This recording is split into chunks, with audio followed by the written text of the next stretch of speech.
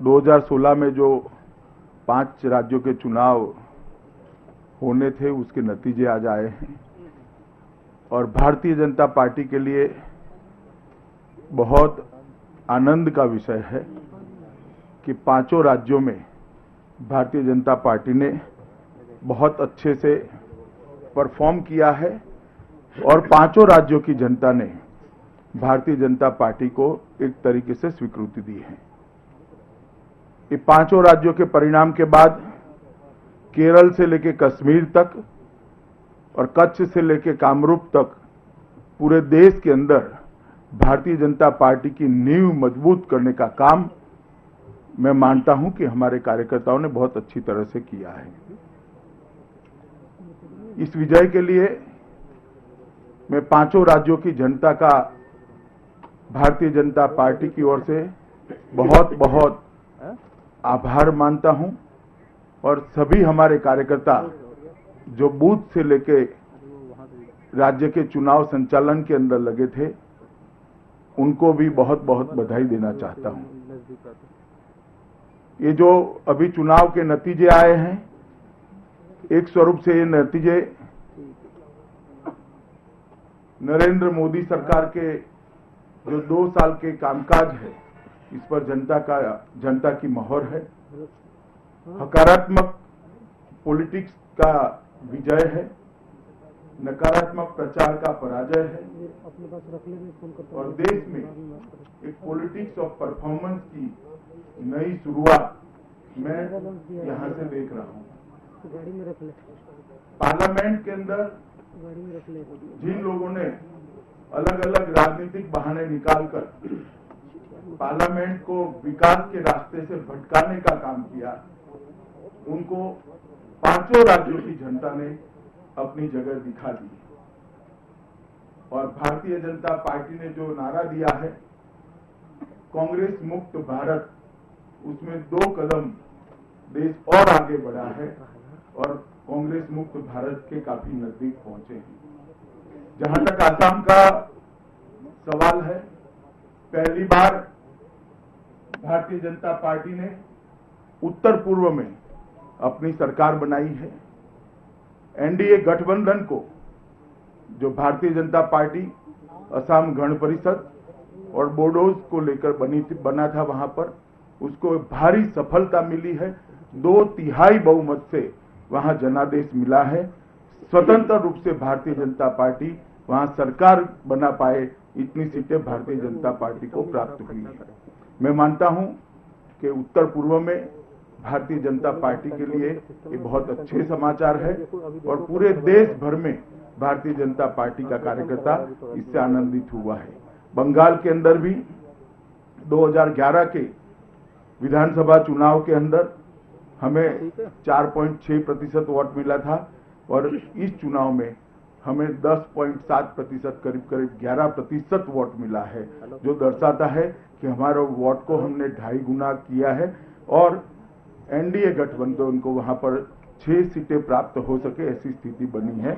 अभी कुछ सीटों का काउंटिंग चालू है। केरल के अंदर भारतीय जनता पार्टी ने एक बहुत मेहनत कर भारतीय जनता पार्टी के संगठन के विस्तार के लिए एक कार्य योजना बनाई थी, इसको भारी सफलता मिली है। गत चुनाव के अंदर केरल में भारतीय जनता पार्टी को 6% वोट मिले थे और इस चुनाव में एनडीए जिसमें हमारा एक एलआई है बीडीजेएस, उसको मिलाकर करीब 15% वोट मिले हैं। तो 3 गुना वोटों में बढ़ोतरी भारतीय जनता पार्टी ने की है और एक सीट भी जीते हैं। पांडिचेरी और तमिलनाडु दोनों जगह पे हमने हमारा जो सफलता का ग्राफ था उसको बरकरार रखा है, उसमें कोई गिरावट नहीं आई है। हालांकि वहां पर सीटों की दृष्टि से हमें सफलता नहीं मिली है। झारखंड के अंदर भारतीय जनता पार्टी की 1 सीट थी, हम 1 जीते हैं। गुजरात के अंदर कांग्रेस की 1 सीट पर उपचुनाव था, वो भारतीय जनता पार्टी जीत कर आई है और यूपी में दोनों सीटें वैसे समाजवादी पार्टी जीती है, मगर दोनों सीटों पर 1 सीट पर भारतीय जनता पार्टी को 9% वोट मिला था, इस बार 45% वोट मिला है।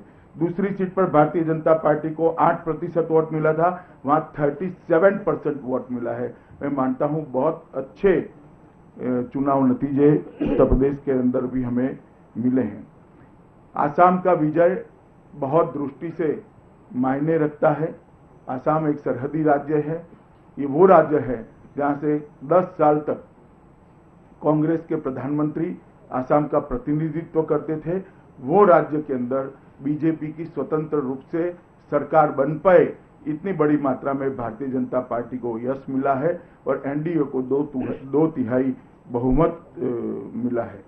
और मैं आज यहां से आसाम की जनता को आश्वस्त करना चाहता हूं कि पूरा एनडीए बीजेपी के नेतृत्व में आसाम के विकास के लिए प्रतिबद्ध है और आसाम को काफी समय के बाद एक लोकाभिमुख सरकार देने का काम भारतीय जनता पार्टी करेगी और आने वाले दिनों में आसाम देश के विकसित राज्यों में शुमार हो सके, इस प्रकार से हम निष्ठावान प्रयास करेंगे।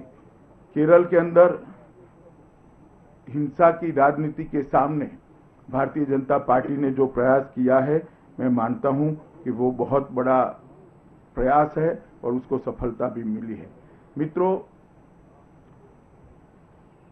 ये सभी राज्यों में जब भारतीय जनता पार्टी का चुनाव जब शुरू हुआ, तब भारतीय जनता पार्टी के पास पुराने जो आंकड़े थे, वो भारतीय जनता पार्टी इसमें बहुत अच्छा परफॉर्म नहीं कर पाई थी कभी भी चुनावी राजनीति में।